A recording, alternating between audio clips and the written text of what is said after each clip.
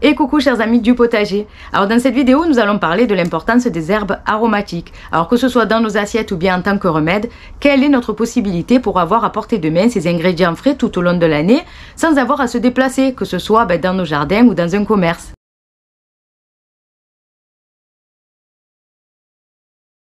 Alors tout d'abord, commençons par le choix des herbes, en optant pour des herbes aromatiques adaptées à la culture en intérieur, comme par exemple le basilic, le persil, la ciboulette, le thym, le romarin, la menthe, etc., qui s'adapteront idéalement bien en pot.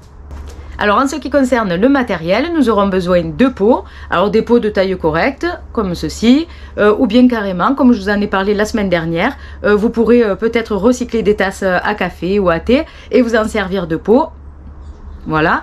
Alors nous aurons besoin également de graines adaptées à la culture en intérieur. Moi je vais faire aussi avec des boutures. Alors les boutures je les pratique plutôt à l'automne.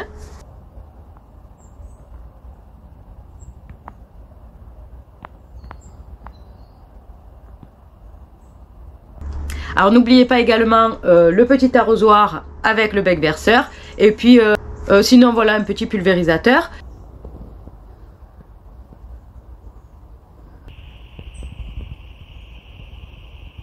Et puis pour finir, la petite soucoupe, le petit soupeau pour éviter de salir notre intérieur.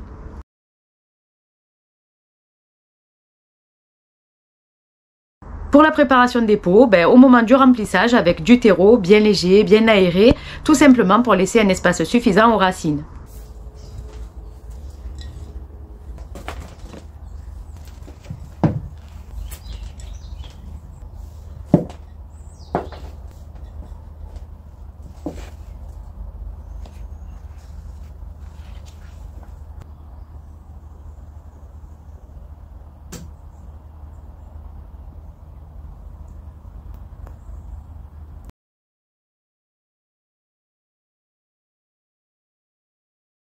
Alors pour le semis, vous aurez besoin de graines, alors que ce soit des graines achetées tout simplement dans le commerce, ou bien des graines que vous aurez récupérées sur vos cultures des années précédentes.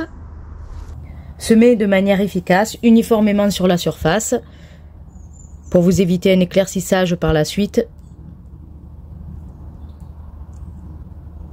Alors pour la profondeur, bien évidemment, tenez-vous-en aux indications sur votre sachet de graines, puisque c'est spécifique à chaque herbe.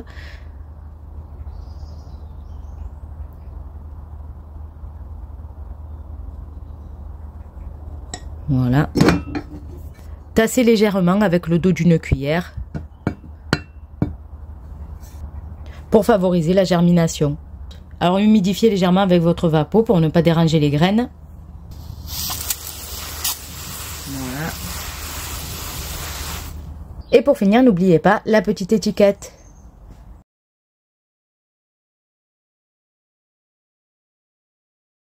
Alors pour l'arrosage quotidien, c'est très simple, ne vous prenez pas la tête. Lorsque le terreau est sec au toucher, voilà, c'est le bon moment pour arroser. N'attendez pas qu'il soit complètement desséché. Et puis pour la fréquence d'arrosage, tout va dépendre de la température ambiante, de votre taux d'humidité. Mais surtout pas d'excès d'eau car les racines ne l'apprécient guère. Alors après, c'est à ce moment-là que la soucoupe entre en jeu. Arrosez bien directement sur le terreau. Alors ici on voit que c'est un recyclage de barquettes alimentaires, mais elle joue tout à fait son rôle, c'est-à-dire recueillir l'excédent d'eau lors de l'arrosage afin de s'en servir plus tard. Alors on va privilégier l'arrosage matinal pour permettre aux plantes de sécher avant la nuit, ainsi limiter les risques de maladies fongiques liées à l'humidité. Et on va ajuster la fréquence en fonction des saisons car les herbes peuvent nécessiter plus d'eau durant les saisons chaudes.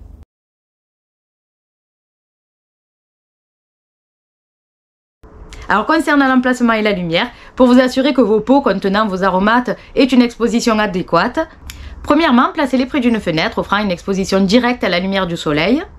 Alors les fenêtres, exposition sud ou ouest, sont généralement idéales. N'exposez pas vos pots au courant d'air direct pour ne pas dessécher vos aromates, mais une circulation d'air modérée suffira largement. Alors pour une croissance régulière de vos aromates, essayez de faire une rotation régulière des pots.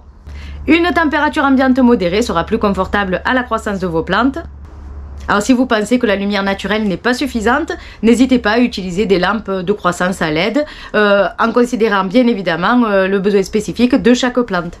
Certaines préférant une lumière intense, tandis que d'autres vont préférer une lumière indirecte. Mais surtout évitez une ombre constante, puisqu'à coup sûr ça va entraîner un étiolement de vos plantes.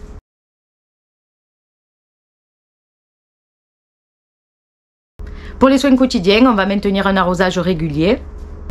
Une fertilisation modérée, environ toutes les 4 à 6 semaines, durant la croissance qui se passe en général du printemps à l'automne. Alors pour les fertilisants, optez pour un engrais liquide dilué, ce sera beaucoup plus facile.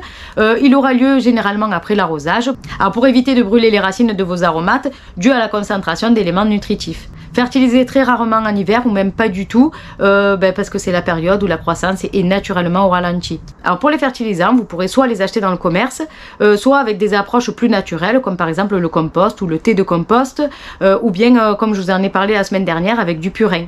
Alors les 2 signes pour savoir si vos plantes sont en carence, le premier ce sera le jaunissement des feuilles et puis le deuxième ce sera la chute des feuilles. Alors pour la tailler c'est facile, taillez régulièrement en pinçant les extrémités des tiges pour favoriser une croissance buissonnante et puis en même temps pour empêcher les plantes de devenir trop hautes.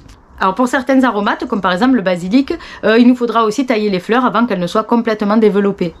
Une aération régulière, une bonne rotation des pots, faites attention à la température ambiante, au taux d'humidité.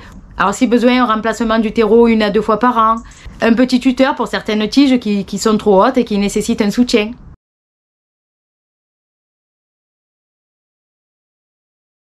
Alors les problèmes courants que l'on peut rencontrer, ce sera maladies fongiques et ravageurs. Alors comme par exemple l'odium, qui est aussi une maladie fongique, se manifestant par une couche blanchâtre, poudreuse sur les feuilles. Et pour l'éviter, la seule solution c'est une bonne aération et un taux d'humidité modéré. Ensuite, nous aurons la pourriture des racines qui va se développer avec un arrosage trop excessif. Pour l'éviter, il suffira de limiter la fréquence d'arrosage. Ensuite, le mildiou, sa cause c'est une humidité excessive et il va entraîner la mort de vos plantes. Donc pour l'éviter, il vous faudra une bonne aération et surtout arroser au pied des plantes directement dans le terreau. Les pucerons qui peuvent attaquer les jeunes pousses, pour les contrôler, un spray au savon noir.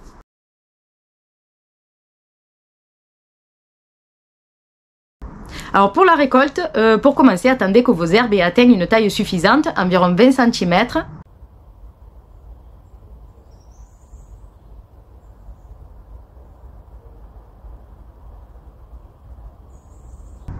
Alors ensuite, on va préférer la récolte le matin, car il paraît tout simplement que la saveur y est meilleure. Alors ensuite, on va utiliser des ciseaux pour éviter de déchirer ou d'endommager nos plants.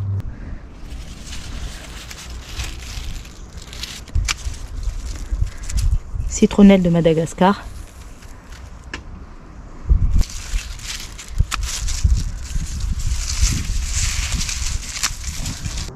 Alors ensuite, essayez de couper toujours au-dessus d'un nœud pour encourager de nouvelles pousses.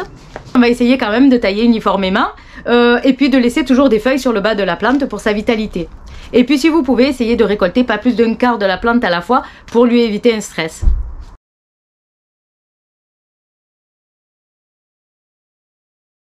Alors voici quelques idées pour utiliser vos aromates.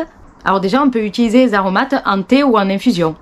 Ensuite, on peut les utiliser dans nos plats quotidiens, pour assaisonner nos viandes ou nos poissons, pour parfumer nos armoires, pour faire du beurre aromatisé ou bien pour faire des huiles aromatisées ou bien pour faire du sel aromatisé.